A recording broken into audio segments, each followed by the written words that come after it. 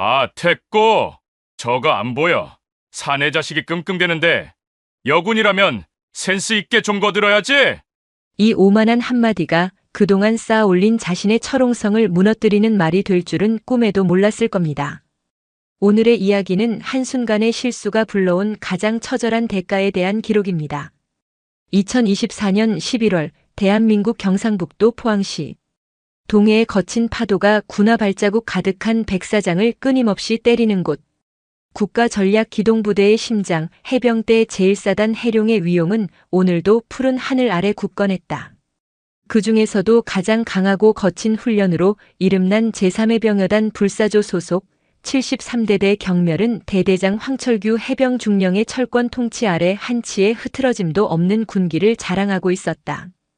황 중령의 집무실은 그의 성격을 그대로 비추는 거울이었다.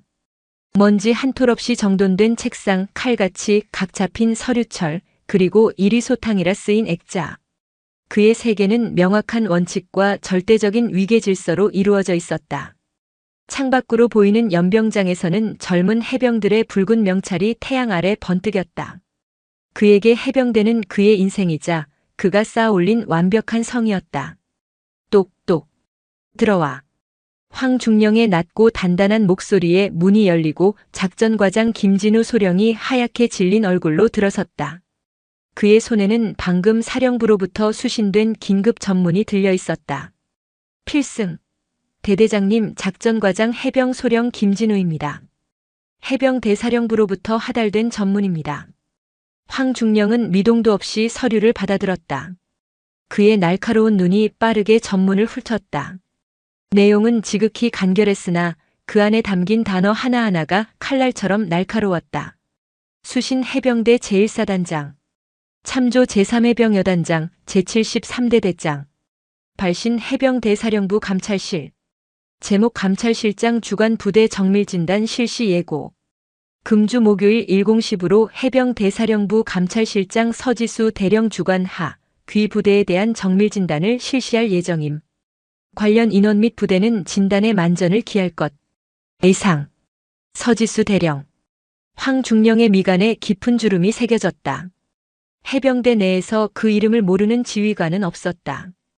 해사 수석 졸업, 최연소 대령 진급 기록, 그리고 현재는 군의 모든 비리를 색출하는 사령부의 칼날 감찰실장.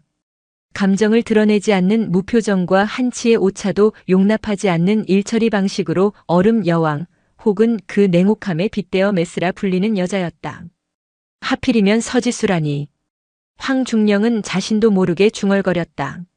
차라리 장군이 오는 편이 나았다.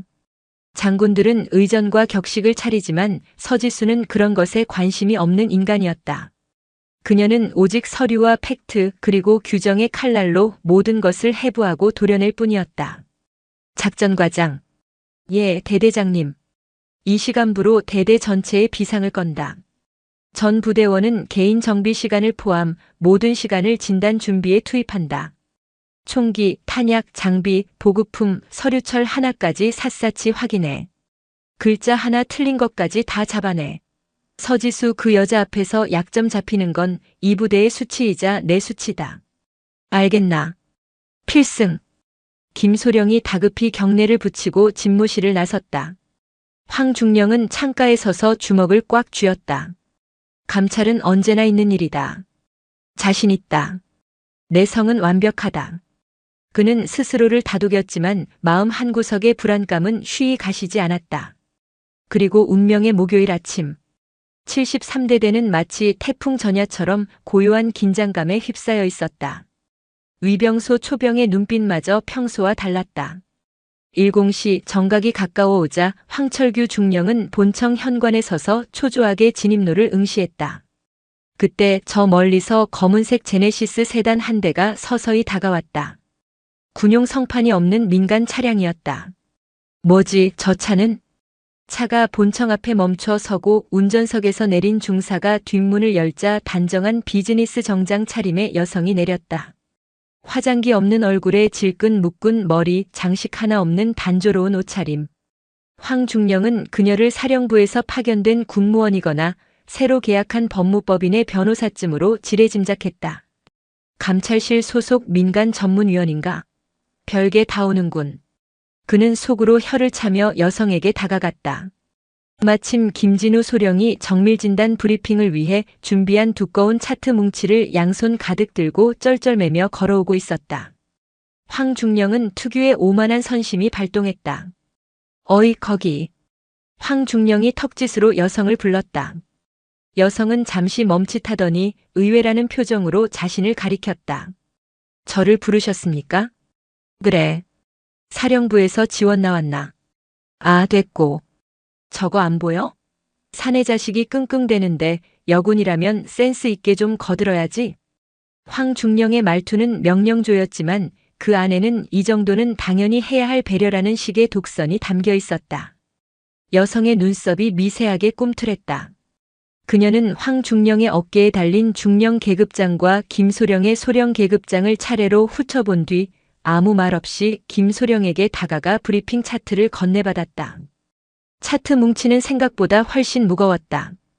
여성이 차트를 고쳐 앉는 사이 그녀의 등 뒤로 진짜 감찰실 의전 차량이 멈춰 섰다. 새까만 차체 그리고 해병대사령부 마크가 선명했다. 단결. 사령부 감찰실장 차량 도착했습니다. 위병소에서부터 다급한 육성이 터져나왔다. 황중령은 헛기침을 하며 의전 차량으로 시선을 돌렸다. 김소령과 다른 간부들은 이미 차량 옆에 도열해 경례 준비를 하고 있었다. 운전병이 내려 뒷문을 열었다. 그런데 차 안에서는 아무도 내리지 않았다. 대신 황중령이 사령부 여직원 취급하며 차트를 들게 했던 바로 그 여성이 무거운 차트를 옆구리에 낀 채 의전 차량으로 성큼성큼 다가갔다. 그리고 그녀는 운전병을 가볍게 물리고 직접 차 문을 활짝 열었다. 차 안은 텅 비어 있었다. 모두가 어리둥절한 표정으로 그녀를 쳐다봤다. 그녀는 들고 있던 브리핑 차트를 텅 빈 뒷좌석에 조심스럽게 내려놓았다. 그리고 뒤돌아서서 경직된 표정의 황철규 중령과 정면으로 눈을 맞췄다. 그녀의 곁으로 다가온 수행장교가 목에 핏대를 세워 외쳤다. 필승. 해병대사령부 감찰실장 서지수 대령님 오셨습니다. 서지수 대령. 황철규 중령의 머릿속이 하얗게 비었다. 피도 눈물도 없다는 그 얼음 여왕. 해병대의 모든 지휘관이 두려워하는 그 감찰실장이 자신이 방금 어이라고 부르며 짐꾼 취급했던 바로 저 여자란 말인가. 그의 등줄기를 타고 식은땀이 폭포수처럼 흘러내렸다. 김진우 소령은 사색이 되어 입만 뻐끔거리고 있었다. 서지수 대령은 천천히 하지만 한치의 망설임도 없이 오른손을 들어 황중령에게 거수경례를 붙였다. 그녀의 입에서 나온 목소리는 얼음장처럼 차갑고 명료했다. 필승. 해병대사령부 감찰실장 대령 서지수입니다. 오늘부로 귀관의 부대에 대한 정밀진단을 실시하겠습니다. 네, 대대장 해병 중령 황철규. 필승. 황중령은 반사적으로 경례를 하며 외쳤다. 목소리가 형편없이 갈라져 나왔다. 서지수는 천천히 경례를 내렸다. 그녀의 시선은 황중령의 얼굴에 고정되어 있었다. 그 시선은 분노나 경멸이 아니었다. 마치 마취를 앞둔 외과 의사가 수술 부위를 살펴보는 것처럼 차갑고 분석적인 시선이었다. 황철규 중령. 해병대 복무 28년 차. 해사 사액 쓰기. 주요 보직으로 연평부대 중대장, 백령도 유교단 작전참모, 그리고 현재 1사단 73대대 대대장. 맞습니까? 예. 그렇습니다. 훌륭한 이력이군요. 중령의 명성은 익히 들어왔습니다. 강직하고 원칙을 중시하며 해병대 정신이 투철한 지휘관이라고. 그래서 더더욱 기대가 됩니다. 서지수는 황중령의 곁을 지나 대대본청 현관으로 향했다. 그녀가 지나갈 때마다 싸늘한 공기가 주변을 감쌌다. 오늘 나의 진단은 서류나 장비 목록을 확인하는 데 그치지 않을 겁니다. 그녀는 현관 계단에 멈춰 서서 뒤를 돌아보며 말했다. 그녀의 시선은 황중령을 포함한 모든 간부와 그들 뒤에 도열한 사병들까지 훑었다. 나는 여러분의 정신을 진단할 겁니다. 여러분의 리더십이 과연 21세기 대한민국 해병대에 걸맞은 것인지, 그리고 이 부대에 오랫동안 쌓여온 보이지 않는 먼지는 없는지 말입니다. 먼지라는 단어가 황철규 중령의 귓가에 비수처럼 꽂혔다. 순간 그의 뇌리 속으로 20년 전 지독한 안개가 깔려있던 백령도의 어느 훈련장이 스쳐 지나갔다. 빗발치는 총성, 당황한 젊은 장교의 얼굴, 그리고 축 늘어진 어린 해병의 모습. 황 중령은 자신도 모르게 마른 침을 삼켰다. 서지수 대령은 그 짧은 순간의 변화를 놓치지 않았다. 그녀의 입가에 감돌던 냉소적인 표정이 사라졌다. 대신 그 자리에는 얼음장 같은 결의가 서려 있었다. 브리핑은 생략하도록. 지금 바로 생활관부터 둘러보겠습니다. 안내하십시오, 황 중령. 서지수 대령의 정밀 진단은 그렇게 예고된 재앙처럼 시작되었다. 그리고 그것은 단순히 한 부대의 문제점을 파헤치는 것을 넘어 황철규라는 한 군인의 인생을 송두리째 흔들고 20년간 굳게 닫혀있던 판도라의 상자를 여는 서막에 불과했다. 서지수 대령의 선언은 73대대 본청 앞 공기를 얼려버렸다. 황철규 중령은 억지로 턱 근육을 움직여 대답했다. 예, 알겠습니다. 이쪽으로 가시지 말입니다. 그가 앞장서서 생활관 건물로 향했다. 그의 등 뒤로 서 대령과 그녀의 그림자처럼 움직이는 수행장교 이현민 대위, 그리고 얼굴이 하얗게 질린 김진우 소령이 따랐다. 그들의 발걸음 소리만이 정막을 갈랐다. 황 중령의 머릿속은 복잡했다. 정신을 진단하겠다. 뭔지? 대체 무슨 꿍꿍이 속이지? 일단은 완벽하게 준비된 우리 대대의 모습을 보여주는 수밖에. 첫 번째 목적지는 3중대 1소대 생활관이었다.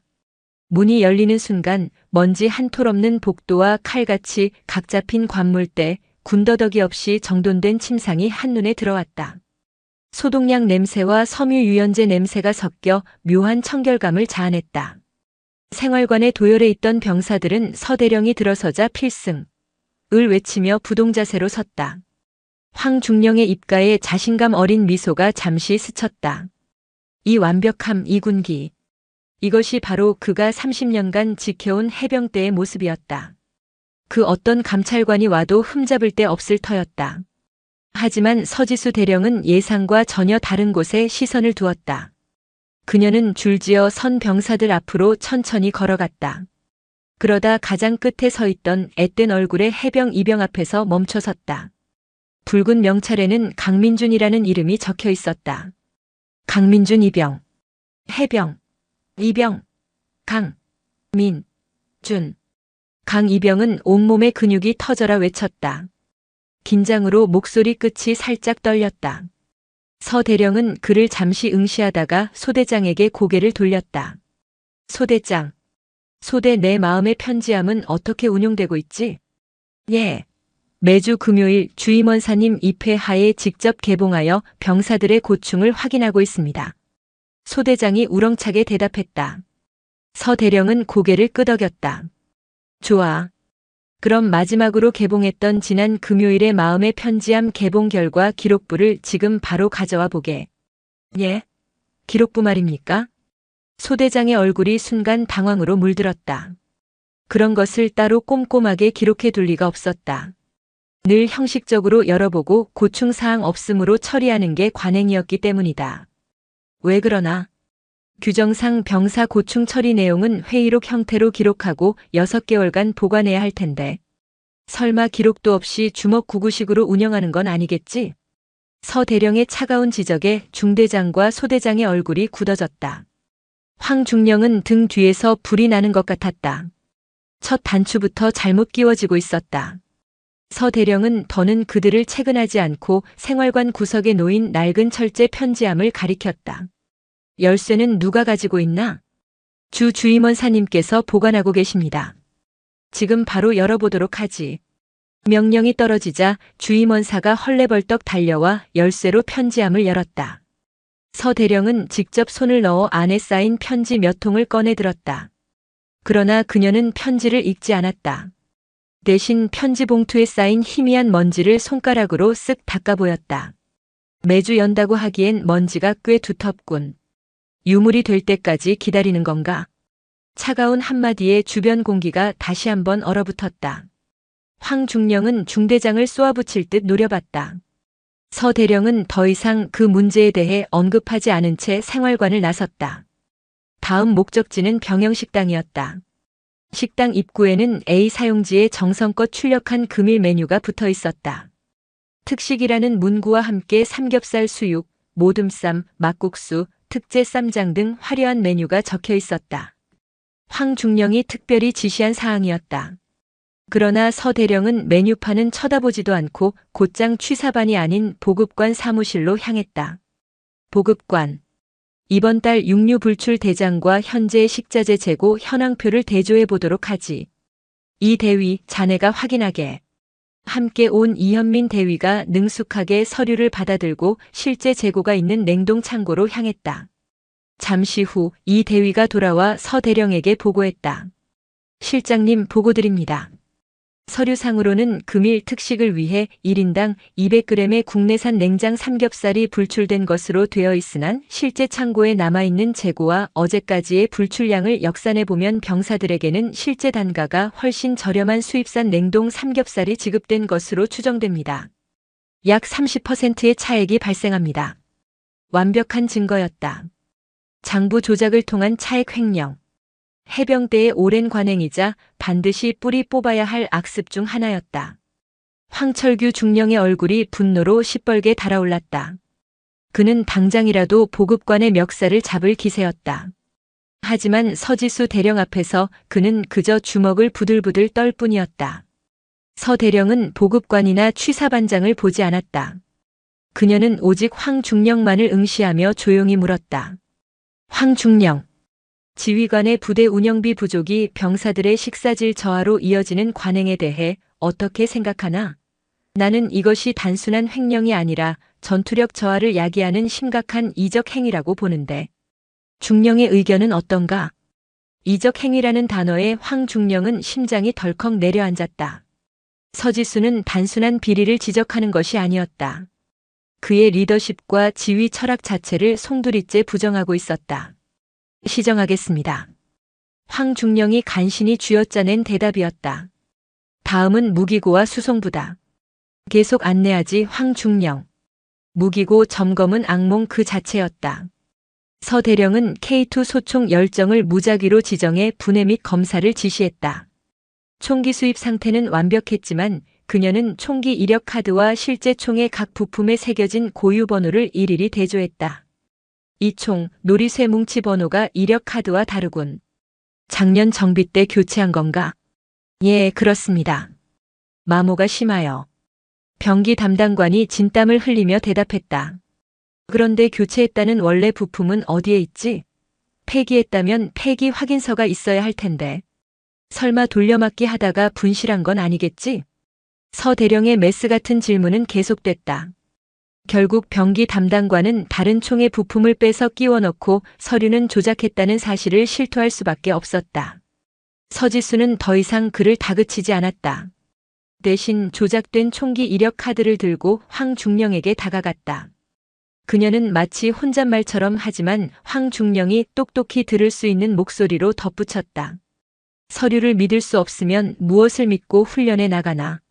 작은 거짓말 하나가 총의 격발 분량을 만들고 그 작은 분량 하나가 전우의 목숨을 위협하지.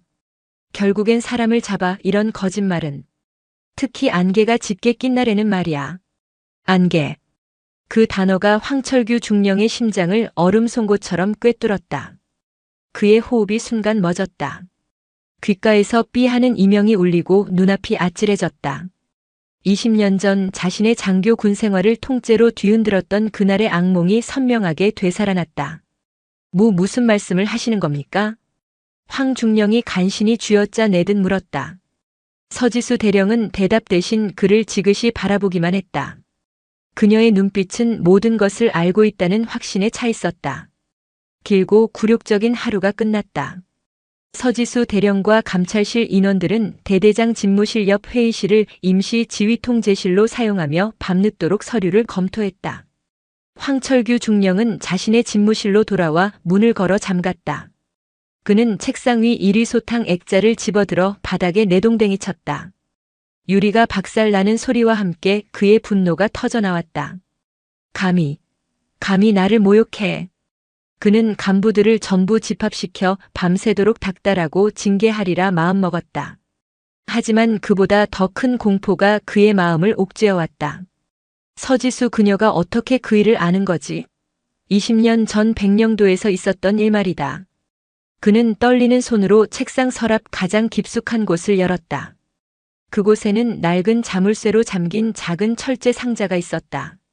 그 안에는 그의 가장 끔찍한 비밀, 영원히 묻어버리고 싶었던 진실이 잠들어 있었다. 같은 시각 옆방 임시 지휘통제실. 서지수 대령은 모든 부대 서류를 한쪽으로 밀어놓았다. 그리고 자신의 개인 가방 깊숙한 곳에서 낡고 빛바랜 파일 하나를 꺼냈다. 군 공식 기록이 아닌 그녀가 20년간 개인적으로 모아온 자료들이었다. 파일 첫 장에는 앳된 청년의 증명사진이 붙어 있었다. 해병 일병 박선우. 사진 아래 그녀의 대학 시절 필체로 이렇게 적혀 있었다. 진실은 침몰하지 않는다. 반드시 내가 밝혀낸다. 스탠드 불빛 아래 그녀의 차가운 얼굴 위로 20년 묵은 슬픔과 결의가 함께 어렸다. 그녀의 진짜 감찰은 이제 막 시작되고 있었다. 황철규 중령의 집무실은 그가 내뿜는 분노와 초조함으로 질식할 것 같았다. 깨진 액자 유리를 밟는 소리가 사각거리며 신경을 긁었다. 그는 잠시 거친 숨을 몰아쉬다 이내 짐승처럼 번뜩이는 눈으로 서랍 속 철제 상자를 노려보았다. 서지수 내년이 원하는 게 그거냐? 20년 전 그 시체에 붙어 훈장이라도 달고 싶은 게냐? 그는 입술을 깨물었다. 분노가 치밀었지만 그보다 더 큰 것은 정체를 알 수 없는 공포였다. 서지수 대령은 단순한 감찰관이 아니었다. 그녀는 명백히 박선우 일병 사건을 목표로 이곳에 왔다. 어떻게 알았는지는 중요하지 않았다. 중요한 것은 그녀가 어디까지 알고 있으며 무엇을 가지고 있느냐는 것이었다. 기록을 먼저 확인해야 한다. 사고 당시 보고서는 그와 당시 중대장 그리고 헌병대 수사관 몇몇이 합심하여 완벽하게 조작했다. 훈련 중 개인 부주의로 인한 총기 오발 사고. 그것이 공식적인 결론이었다. 하지만 그 이면에는 황철규 자신의 치명적인 과실이 숨겨져 있었다. 그는 떨리는 손으로 전화기를 들었다. 수화기 너머로 연결된 곳은 해병 대사령부가 위치한 화성 발알리의 기록정보단이었다. 그는 그곳에 근무하는 해사 동기에게 전화를 걸었다. 나다 황철규. 바쁜가? 철규야. 웬일이냐? 포항은 괜찮고? 다름이 아니라 부탁 좀 하자. 아주 오래전 기록인데 20년 전 2004년도 백령도 유교단에서 있었던 단순 사고 기록 하나만 찾아봐줘. 사망자는 박선우 일병. 아마 개인 과실에 의한 오발 사고로 종결됐을 거다. 그 서류철 누가 열람하기 전에 자네 선에서 좀 챙겨놔줘. 내일 내가 직접 올라가겠다. 이건 내 군 생활이 걸린 문제다. 전화를 끄는 황중령은 잠시 눈을 감았다. 기록을 먼저 확보하고 위험한 부분이 있다면 서지수가 보기 전에 처리해야 한다. 그것만이 유일한 길이었다. 그 시각 서지수 대령의 임시 지휘통제실. 그녀는 어제 생활관에서 만났던 강민준 이병과 마주 앉아 있었다. 딱딱한 책상을 사이에 두는 대신 소파에 나란히 앉아 따뜻한 차를 건넸다. 긴장 풀게 강 이병. 어제는 여러 사람이 보는 앞에서 많이 힘들었을 테지. 여기서 나눈 이야기는 절대 비밀을 보장하지. 나는 자네 같은 젊은 해병들의 진짜 이야기를 듣고 싶어서 왔다. 서 대령의 부드럽고 차분한 태도에 강 이병의 경계심이 조금씩 허물어졌다. 그는 어렵게 입을 열어 부대 내의 부조리와 선임들의 괴롭힘, 그리고 간부들의 무관심에 대해 털어놓았다. 한참을 듣던 서 대령이 조심스럽게 물었다. 혹시 우리 대대장님에 대해 떠도는 소문 같은 건 없나? 워낙 유명한 분이시니 병사들 사이에서도 여러 이야기가 오갈 것 같은데. 강 이병은 잠시 머뭇거렸다. 그게 그냥 저희끼리 하는 뜬 소문이라. 괜찮으니 말해보게. 저희 부대에 대대로 내려오는 이야기가 있습니다. 대대장님께서 아주 젊은 장교 시절에 백령도에서 근무하셨는데 그때 훈련 중에 병사 한 명이 죽는 큰 사고가 있었다고 들었습니다. 그런데 그 사고를 대대장님께서 아주 깔끔하게 처리해서 오히려 능력을 인정받았다는 그런 전설 같은 이야기입니다. 그래서 다들 대대장님은 절대 건드리면 안 된다고. 서지수의 눈빛이 차갑게 빛났다. 깔끔하게 처리해서 능력을 인정받았다. 진실이 얼마나 끔찍하게 왜곡될 수 있는지를 보여주는 대목이었다. 강이병을 돌려보낸 뒤 그녀는 자신의 개인 파일을 다시 펼쳤다. 파일 속에는 빛바랜 편지 한 통이 들어있었다. 20년 전 그날의 기억. 입대를 하루 앞둔 2004년의 늦겨울. ROTC 후보생 서지수는 단복을 입은 채 단짝 친구인 박선우와 마주 앉아 있었다. 유난히 겁이 많았지만 누구보다 정의감이 강했던 선우는 해병대에 자원 입대하기로 결심한 터였다. 지수야, 나 없다고 너무 공부만 하지 말고. 멋진 해병이 돼서 돌아올게. 너도 꼭 훌륭한 장교가 되어야 한다. 선우는 애써 밝게 웃으며 편지 한 통을 내밀었다. 이건 그냥 부적 같은 거야. 혹시라도 내가 편지를 너무 오랫동안 안 하거나 뭔가 좀 이상한 느낌이 들면 그때 열어봐. 알았지? 그것이 마지막 모습이 될 줄이야. 2달 뒤 서지수는 선우가 훈련 중 사고로 사망했다는 청천벽력 같은 소식을 들었다. 군에서는 개인 부주의에 의한 총기 오발이라고 했다. 믿을 수 없었다. 선우는 그 누구보다 신중한 아이였다. 장례식을 다녀온 뒤 그녀는 떨리는 손으로 그가 남긴 편지를 열었다. 편지에는 훈련소 생활에 대한 짤막한 소회와 함께 이런 구절이 있었다. 여기 새로운 소대장님이 계셔. 황철규 소위님인데 해사 출신이라 그런지 정말 대단한 분 같아. 그런데 가끔은 좀 무서울 때가 있어. 훈련 때마다 실전은 이것보다 더하다면서 우리를 극한으로 몰아붙이시거든. 진짜 훈련에는 진짜 위험이 따른다는 말을 입에 달고 사시는데 어제는 공포탄 훈련 중에 우리 바로 옆으로 실탄을 쏘기도 하셨어. 장난이었겠지만 다들 얼어붙었지. 가끔은 너무 아슬아슬하다는 생각이 들어. 그 편지는 서지수의 마음에 지울 수 없는 의심의 씨앗을 심었다. 사고가 아니라 예고된 인재일 수 있다는 것. 그녀는 장교로 임관한 이후 지난 20년간 그의 죽음에 얽힌 진실을 비밀리에 추적해왔다. 그리고 마침내 감찰실장이라는 칼자루를 쥐게 된 지금 20년 묵은 진실의 문을 열기 위해 이곳 포항까지 온 것이었다. 다시 현재. 다음 날 새벽 황철규 중령은 자신의 차를 몰아 경기도 화성으로 향했다.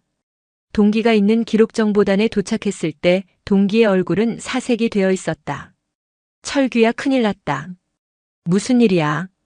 서류는 잘 챙겨뒀나? 미안하다. 어제 내 전화 받고 서류를 찾으러 서고에 들어갔는데 이미 관련 기록이 통째로 사라지고 없었다. 뭐라고? 그게 무슨 소리야? 어제 오전에 사령부 감찰실에서 직접 공문이 내려왔다고 한다. 2000년대 초반에 있었던 모든 훈련 관련 사고 기록 일체를 감찰실로 이관하라는 명령이었어. 자네가 전화했을 땐 이미 서류들이 모두 감찰실장 방으로 넘어간 뒤였다. 나도 방금 알았다. 황철규는 허탈하게 주저앉았다. 모든 것이 서지수의 계획이었던 것이다. 포항의 73대대를 정밀 진단한다며 자신의 발을 묶어놓고 그 사이 본진인 사령부에서 모든 증거를 합법적으로 확보한 것이다. 자신이 그녀의 손바닥 위에서 놀아났다는 사실에 피가 거꾸로 솟았다. 그는 차라리 분노가 치밀었다. 그래, 서지수. 내가 뭘 찾아냈든 그건 20년 전 종이 쪼가리일 뿐이야. 증거도 증인도 없어. 어디 한번 해봐라. 그가 도끼를 품고 다시 포항으로 차를 돌리던 그때 휴대전화가 울렸다. 작전과장 김진우 소령이었다. 그의 목소리는 거의 울먹이고 있었다. 대대장님, 저 김진우입니다. 지금 부대에 난리가 났습니다. 무슨 일인가? 서지수 대령님께서 방금 전 부대 전산망을 통해 20년 전 백령도 유교단에서 대대장님과 함께 근무했던 부대원 전원의 현재 주소와 연락처를 확보하라고 지시하셨습니다. 그리고 조금 전에 김소령은 말을 잇지 못했다. 그리고 뭐? 똑바로 말해. 박선우 일병 사망 사건에 대한 특별 재조사를 공식적으로 개시한다고 전군에 공표했습니다. 황철규 중령은 전화기를 든 채 아무 말도 할 수 없었다. 20년간 쌓아올린 그의 성벽이 마침내 포격 소리와 함께 무너져 내리기 시작했다. 그리고 그 포문을 연 것은 친구의 편지 한 통을 가슴에 품고 20년을 기다려온 한 여인의 집념이었다. 박선우 일병 사망 사건 특별 제조사 개시. 전군에 공표된 이 명령은 73대대를 거대한 폭풍의 눈으로 만들었다. 대대원들은 숨을 죽였고 간부들은 서로의 눈치만 살피며 웅성거렸다. 황철규 중령의 철권 같던 권위는 산산조각 났다. 그는 더 이상 이 성의 주인이 아니라 성벽 안에 갇힌 죄인이나 다름없었다. 다음 날 사령부 감찰실의 조사팀이 부대로 들이닥쳤다. 그들은 대대 회의실을 통째로 비우게 하고 특별조사위원회 현장 본부를 차렸다. 황 중령의 집무실 바로 옆방이었다. 벽 하나를 사이에 두고 자신의 목을 조여오는 수사의 칼날이 번뜩이는 것을 온몸으로 느껴야 했다. 서지수 대령은 외부로 모습을 잘 드러내지 않았다. 대신 그녀의 수족인 이현민 대위를 필두로 한 조사관들이 머사더컬하게 움직였다. 그들의 첫 번째 임무는 20년 전 사고 당시 황철규 소위와 함께 백령도에서 근무했던 소대원 전원의 명단을 확보하고 현재 소재지를 파악하는 것이었다. 최민석 당시 의무병. 현재 강원도 원주에서 작은 약국 운영 중. 연락 완료. 김도균 당시 통신병. 현재 부산에서 무역회사 근무. 다음 주 참고인 조사 출석 예정. 조사관들은 한 명씩 20년의 세월 속에 흩어진 퍼즐 조각들을 찾아 나섰다. 그 소식은 황철규의 귀에도 들어갔다. 그는 자신의 손발이 모두 묶인 채 사냥개가 턱 밑까지 쫓아오는 것을 지켜만 봐야 하는 사냥감의 공포를 느꼈다. 이대로 당할 수는 없다. 그는 마지막 발악을 하기로 결심했다. 서류 증거는 뺏겼지만 사람의 입은 막을 수 있을지도 모른다. 그는 자신의 인맥을 총동원해 서지수의 팀보다 먼저 당시 소대원들의 연락처를 알아냈다. 그리고 그중 단 한 사람 자신의 가장 큰 아킬레스건인 당시 의무병 최민석에게 전화를 걸었다. 20년간 단 한 번도 연락한 적 없는 번호였다. 여보세요? 나다. 황철규다. 수화기 너머로 숨을 들이켜는 소리가 들렸다. 최민석이었다. 중령님 아니 어떻게? 민석아. 오랜만이다. 잘 지내나? 우리 해병대는 한 번 해병은 영원한 해병이다. 전우회라는 게 있지. 황중령은 애써 부드러운 목소리를 냈다. 하지만 그 안에는 칼날 같은 위협이 숨겨져 있었다. 요즘 세상이 시끄럽더구나. 20년 전 일로 나를 음해하려는 세력이 있어. 민석이 너는 다 알지 않나? 그날 안개가 너무 짙어서 아무것도 보이지도 않았고 그냥 안타까운 사고였을 뿐이라는 걸. 괜히 긁어부스럼 만들 필요 없지 않겠나. 자네도 가정이 있고 조용히 사는 게 좋지 않겠어? 그것은 회유이자 명백한 협박이었다. 황철규는 이 통화로 최민석의 입을 막을 수 있으리라 생각했다. 그의 마지막이자 가장 치명적인 실수였다. 그날 오후 황철규 중령의 집무실. 똑똑. 서지수 대령이 예고 없이 문을 열고 들어왔다. 그녀의 손에는 아무것도 들려있지 않았다. 할 이야기가 있어서 왔습니다. 황중령. 감찰실장이 피의자에게 직접 행차하시다니 영광이군. 황중령은 마지막 자존심으로 비꼬았다. 서지수는 그의 도발에 응하지 않고 책상 앞에 섰다. 20년 전 오늘 백령도에는 짙은 안개가 꼈더군요. 당시 사고 보고서입니다. 그녀는 마치 눈앞에 서류가 있는 것처럼 허공을 가리켰다. 피해자 박선우 일병 개인 부주의로 공포탄과 실탄을 오인 자신의 총으로 오발 사고를 일으킴. 하지만 이상하군요. 박선우 일병은 왼손잡이였습니다. 그런데 부검 결과 화약 반응은 오른손에서만 검출됐죠. 평생 왼손만 쓰던 아이가 왜 하필 그 순간에 오른손으로 그것도 자신을 향해 총을 쐈을까요? 그걸 나에게 묻는 건가? 20년 전 일을 내가 어떻게 다 기억하나? 기억 못하실 리가요. 서 대령은 그의 눈을 똑바로 응시했다. 박선우 일병이 입대 전 제게 편지를 한 통 남겼습니다. 훈련 중에 바로 옆으로 실탄을 쏘며 겁을 주는 아주 의욕 넘치는 소대장님에 대한 이야기였죠. 진짜 훈련에는 진짜 위험이 따른다는 말을 입에 달고 살던 분이라고. 황중령의 얼굴이 하얗게 질렸다. 서지수와 박선우의 관계. 거기까지는 미처 생각지 못했다. 사적인 감정으로 군의 명예를 더럽히지 마시오, 서대령. 증거도 없이 소설을 쓰는 건가? 황중령이 책상을 치며 고함을 질렀다. 그의 마지막 발악이었다. 바로 그때 이현민 대위가 들어와 서지수에게 태블릿 PC 하나를 건넸다. 서지수는 그것을 받아 황중령 앞에 책상에 내려놓았다. 증거 말입니까? 증거는 20년 전에만 있는 게 아닙니다. 바로 오늘 1시간 전에도 새로운 증거가 생겼더군요. 그녀가 화면을 터치하자 익숙한 목소리가 흘러나왔다. 민서가. 오랜만이다. 잘 지내나? 우리 해병대는 한 번 해병은 영원한 해병이다. 괜히 긁어부스럼 만들 필요 없지 않겠나? 자네도 가정이 있고 조용히 사는 게 좋지 않겠어? 방금 전 자신이 최민석에게 했던 통화 내용이 녹음된 파일이었다. 그의 목소리, 그의 협박이 집무실에 선명하게 울려 퍼졌다. 감찰실은 이미 핵심 증인이 될 최민석의 통신 기록을 감청하고 있었던 것이다. 모든 것이 끝이었다. 황철규의 철옹성 같던 오만과 거짓이 그 자신의 목소리가 담긴 녹음 파일 앞에서 와르르 무너져 내렸다. 그는 무릎을 꿇었다. 강철 같던 그의 어깨가 형편없이 무너져 내렸다. 내가 그랬소. 마침내 20년간 그의 목을 짓누르던 진실이 터져나왔다. 그날 실탄 사격 훈련을 마치고 마지막 한 발을 미처 확인하지 못했어. 젊은 장교로서 의욕만 앞섰지. 실전처럼 훈련시키고 싶다는 욕심에 그만 실수를 한 거야. 총성이 울리고 선우가 쓰러지는 걸 봤을 때 내 군 생활이 끝났다고 생각했어. 너무 무서웠다. 너무. 그의 얼굴은 눈물과 콧물로 범벅이 되었다. 30년간 지켜온 해병의 자존심도 중령의 위엄도 없었다. 그저 한순간의 실수로 모든 것을 잃고 20년간 거짓의 갑옷 속에 스스로를 가둬온 나약한 한 인간만이 남아있었다. 미안하다 선우야, 내가 죽일 놈이다. 그는 어린아이처럼 오열했다. 서지수 대령은 조용히 그의 고백을 들었다. 그녀의 눈에서도 뜨거운 눈물이 흘러내렸다.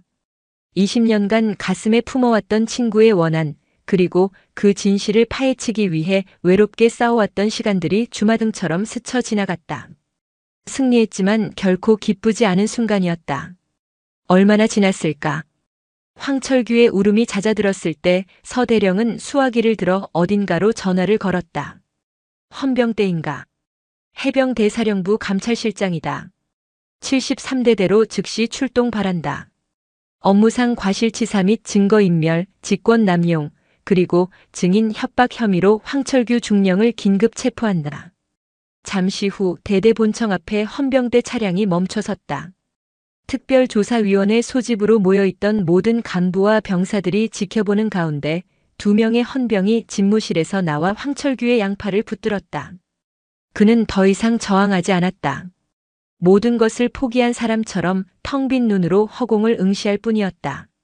그가 헌병차에 오르기 직전 서지수 대령이 그의 앞을 막아섰다. 황철규, 당신은 오늘 해병의 명예를 더럽혔다. 하지만 지금부터라도 당신이 저지른 죄에 대해 정직하게 죗값을 치른다면 그것이 당신이 한때나마 자랑스러운 해병이었다는 것을 증명하는 마지막 기회가 될 거다. 황철규는 아무 대답도 하지 못했다. 그는 그저 고개를 떨군 채 차에 올랐다. 차문이 닫히고 그의 30년 군 생활도 그렇게 막을 내렸다. 서지수 대령은 멀어지는 헌병차를 끝까지 지켜보았다. 차가 시야에서 완전히 사라지자 그녀는 비로소 하늘을 향해 길고 무거운 숨을 내쉬었다. 이제 편히 쉬어 선우야. 포항의 가을 하늘은 그날따라 유난히 높고 푸르렀다. 황철규 중령의 체포와 자백은 대한민국 해병대의 거대한 파문을 일으켰다. 한때 강철이라 불렸던 지휘관의 몰락은 군 전체의 진실의 무게와 리더의 책임에 대한 뼈아픈 질문을 던졌다. 군사재판은 신속하게 진행되었다. 황철규는 모든 혐의를 인정했다. 그는 20년 전 그날의 과실과 은폐, 그리고 재조사가 시작되자 증인을 협박하려 했던 자신의 비겁함까지 남김없이 고백했다. 그의 변호사는 정상 참작을 호소했지만 그는 재판 내내 고개를 숙인 채 어떤 변명도 하지 않았다. 군사법원은 그에게 업무상 과실치사, 증거인멸교사, 직권남용, 증인 협박 혐의 등을 모두 유죄로 인정하여 징역 3년을 선고했다. 불명예 전역과 함께 군인 연금 또한 모두 박탈되었다. 그의 30년 군 생활은 가장 치욕적인 방식으로 끝을 맺었다. 수감되기 며칠 전 황철규는 교도관에게 떨리는 목소리로 한 가지 부탁을 했다. 박선우 일병의 부모님을 만나게 해달라는 것이었다. 며칠 후 그는 한적한 면회실에서 허리가 굽고 백발이 성성한 노파와 마주 앉았다. 박선우 일병의 어머니였다. 아들의 죽음 이후 충격으로 쓰러진 남편을 먼저 떠나보내고 20년간 홀로 아들의 억울함을 가슴에 묻고 살아온 분이었다. 황철규는 차마 그녀의 얼굴을 마주보지 못하고 차가운 바닥에 무릎을 꿇고 머리를 조아렸다. 죄송합니다. 제가 선우를 죽였습니다. 어머님, 제가 죄인입니다. 그의 어깨가 짐승의 울음처럼 들썩였다. 노모는 한참 동안 아무 말 없이 오열하는 그를 내려다보기만 했다. 그녀의 눈가에 맺힌 눈물은 분노나 원망이 아니었다. 20년의 세월이 응축된 깊고 마른 슬픔이었다. 한참의 시간이 흐른 뒤 노모는 떨리는 손을 들어 그의 어깨를 감쌌다. 일어나게. 이제라도 이렇게 말해주어 고맙네. 어머님. 지난 20년 동안 내 아들이 왜 죽어야 했는지 몰라 밤마다 잠을 설쳤다네. 자기 부주의로 죽었다는 군의 통보를 믿을 수가 없어서 내 아들은 그리 칠칠치 못한 아이가 아니었거든. 이제야 그 이유를 알았으니 억울함은 풀렸네. 그녀는 주름진 손으로 황철규의 눈물을 닦아주었다. 자네도 지난 20년 동안 지옥 속에서 살았겠지. 그 무거운 비밀을 안고 어찌 살았는가. 가서 죗값 달게 받게. 그리고 죗값을 다 치르고 나면 우리 선우 잊지 말고 살아주게. 그것이 자네가 내 아들에게 해줄 수 있는 유일한 속죄일 테니. 황철규는 노모의 손을 붙잡고 통곡했다. 그것은 한 인간으로서 행하는 너무나 늦어버린 진정한 사죄였다. 그로부터 한 달 뒤 해병대 73대대. 서지수 대령은 감찰실장으로서 사건에 대한 최종 보고서를 마무리하고 다시 포항을 찾았다. 황철규가 떠난 대대는 새로운 대대장을 맞았고 분위기를 쇄신하기 위한 노력이 한창이었다. 서 대령은 대대의 모든 간부를 대대장실로 집합시켰다. 그녀는 딱딱한 표정으로 간부들을 둘러보았다. 이번 사건은 황철규라는 한 개인의 일탈이 아니다. 그의 거짓을 알고도 묵인하고 불합리한 명령에 순응하며 스스로의 눈과 귀를 막았던 우리 모두의 책임이다. 그녀의 시선이 작전과장이었던 김진우 소령에게 머물렀다. 리더의 가장 중요한 덕목이 무엇이라고 생각하나? 카리스마? 전술적 능력? 아니다. 그것은 정직함과 책임감이다. 총구는 언제나 적을 향해야지 진실을 겨누거나 부하를 향해선 안 된다. 이 당연한 사실을 잊는 순간 지휘관은 괴물이 된다. 여기 있는 모두가 오늘의 교훈을 뼈에 새기길 바란다. 그녀의 말은 짧았지만 그 어떤 질책보다 무겁게 간부들의 마음에 박혔다. 이 사건은 해병대 전체에 큰 경종을 울렸다. 서지수 대령은 군의 가장 아픈 환부를 도려낸 공을 인정받았다. 몇 달 후 정기 인사 발표에서 그녀의 이름은 가장 먼저 호명되었다. 해병대 역사상 두 번째 여성 장군이자 전투병과 출신으로는 최초의 여성 장군인 서지수 준장이 탄생하는 순간이었다. 그녀는 해병대 교육훈련단 부단장으로 자리를 옮겨 미래의 해병들을 올바른 정신을 가진 전사로 키워내는 중책을 맡게 되었다. 모든 공식적인 절차를 마친 어느 가을날 서지수는 조용히 서울 국립현충원으로 향했다. 비석들이 줄지어 선 언덕, 그녀는 익숙한 이름 앞에서 걸음을 멈췄다. 해병 일병 박선우. 그녀는 이제 대령이 아닌 반짝이는 별 하나가 달린 장군 정모를 벗어들고 비석을 조용히 쓸었다. 품에서 낡은 사진 한 장을 꺼냈다. 앳된 ROTC 후보생 서지수와 해병대 입대를 앞둔 박선우가 나란히 웃고 있는 사진이었다. 선우야, 나왔어. 약속 이제야 지켰네. 그녀는 사진을 비석 앞에 고이 내려놓았다. 내가 남긴 편지 한 통이 20년 만에 거대한 성벽을 무너뜨렸어. 널 그렇게 만든 사람 죗값을 치르게 됐고, 이제 억울한 마음 모두 내려놓고 하늘에서 편히 쉬어. 그녀는 조용히 거수경례를 붙였다. 차가운 비석 위로 가을 햇살이 따스하게 내리쬐었다. 오랜 시간 그녀의 어깨를 짓눌렀던 무거운 짐이 비로소 사라지는 순간이었다. 서지수는 친구에게 마지막 인사를 고한 뒤 돌아섰다. 그녀는 더 이상 과거에 얽매이지 않을 것이다. 그녀에게는 부패한 관행을 끊고 상처 입은 병사들을 보듬으며 진정으로 강하고 명예로운 해병대를 만들어야 할 새로운 사명이 주어졌다. 포항의 강철 같던 성벽은 무너졌지만 그 폐허 위로 더욱 견고하고 올바른 가치를 지닌 새로운 성이 세워질 것이었다. 동해의 거친 파도와 싸우며 조국을 수호하는 젊은 해병들이 있는 한 대한민국 해병대의 심장은 결코 멈추지 않을 것이기 때문이다. 푸른 하늘 아래 그들의 붉은 명찰은 이전보다 더욱 선명하게 빛나고 있었다. 오늘 사연 모음집의 이야기 어떠셨나요? 구독과 좋아요, 그리고 당신은 어디서 보고 계신지 댓글로 남겨주세요. 여러분의 응원이 사연 모음집에는 큰 힘이 됩니다. 감사합니다.